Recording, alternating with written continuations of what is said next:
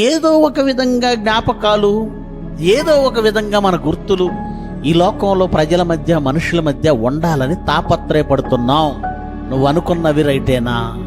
నువ్వు అనుకున్నట్టు జరుగుతుందా? ఇవి ఎంత ఎల్లకాలం ఉండవండి, పోతాయి. తర్వాత ప్రజలు ఎవరో గుర్తుపెట్టుకోవాలని రికార్డులని, ఏదో record, Guinness book of world records, Limca book of world records, వీటి కోసం ప్రయాసపడుతున్నారు చాలామంది. మనుషులు స్వార్థ ప్రియులు, ధనాపేక్షులు, పెంకములాడువారు, అహంకారులు, దోషకులు, మనుషులు కృతజ్ఞత లేనివారు.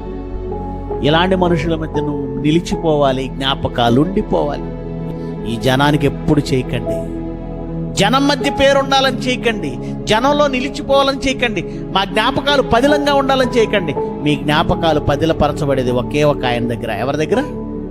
దేవుని దగ్గర. ఆయన కొరకు చేయండి.